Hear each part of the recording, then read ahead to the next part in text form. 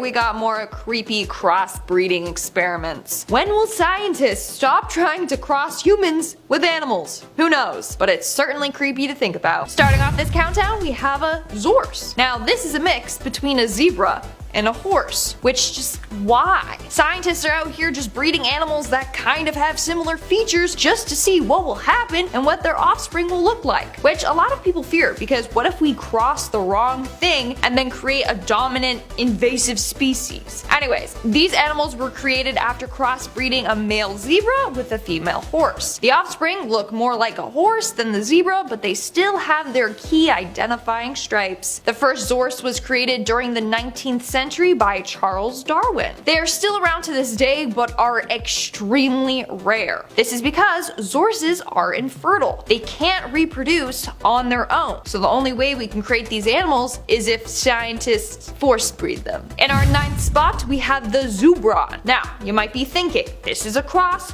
with some animal and a zebra. Well, that's what I thought, but I was wrong. This is a cross between domestic cattle and the European bison.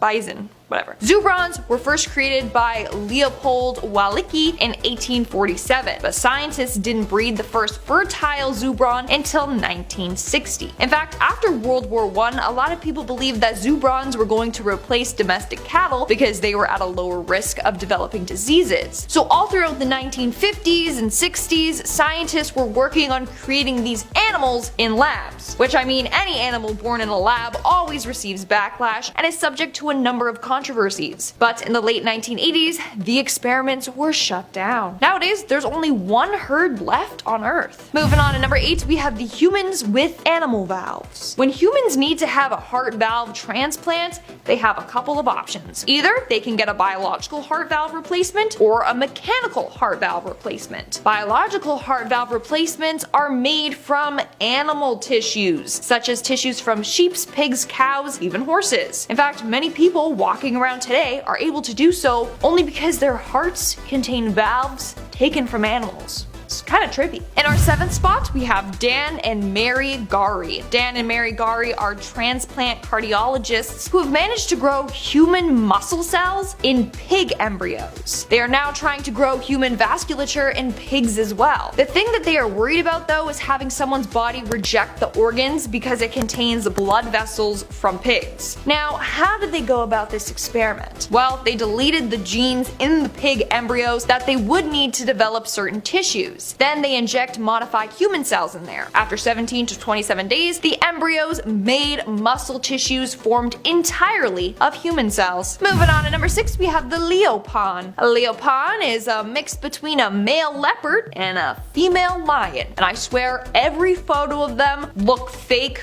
or edited. It's because Leopons have a head of a lion with its mane, but then a body of a leopard with all its spots. Like, it doesn't look real at all. It looks like someone photoshopped the two animals together. But alas, they are real and low-key terrifying. They can grow to be larger than their full-grown leopard father. Like, they are massive. The first reference to the Leopon was back in the 1st century by Roman author and naturalist Pliny the Elder. But it wasn't until 1910 that someone saw one in real life out in the wild. But again, controversy with these guys is that leopards and lions don't naturally mate with each other. They are forced to breed in captivity together. We are now at our 5th and halfway mark with the farm cattle. Back in the 1990s, farmers in India were led to believe that if they crossbred their cattle, then they would be able to create cattle that would produce more milk. So they were like, hell yeah, more milk equals more money. Sure, let's do it. So they ended up crossing different breeds of bulls together and with cows. But this had huge consequences for the farmers. In the end, they created cattle that would produce more milk, but needed to be fed more and needed higher quality food, or else it wouldn't produce milk at all. Also, they were more prone to disease, so their vet bills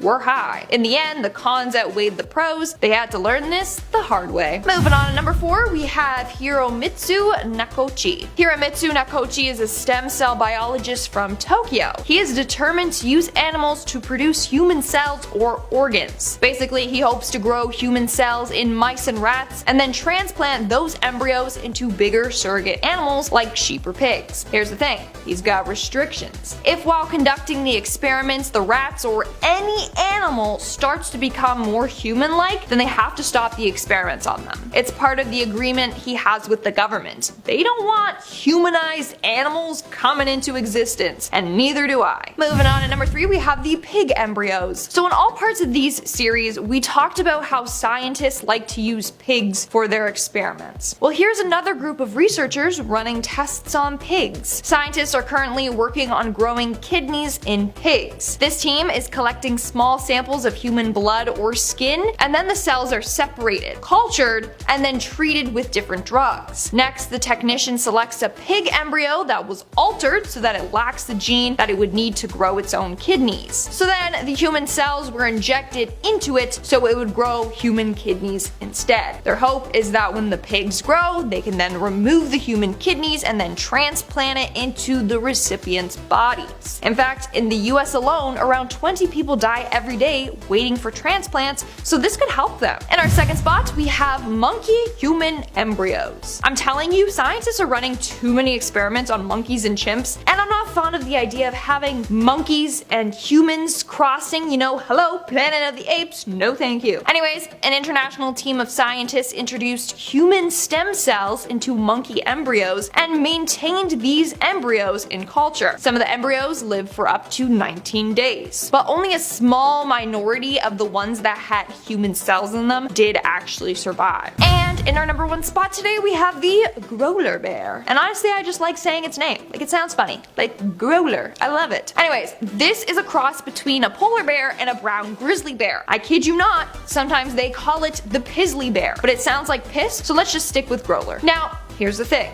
The reason why these bears are mating is actually really sad. Because of climate change, polar bears have less and less partners to mate with. So out of desperation, they're mating with grizzly bears. It's really sad. It's believed that the first growler bear was discovered in 2006. On April 16th, 2006, a hunter named Jim Martle was out hunting when he captured a growler bear. At first, he thought it was just a polar bear, but officials took a look at it and noticed that it had strange features. Later, it was determined that it was a growler bear.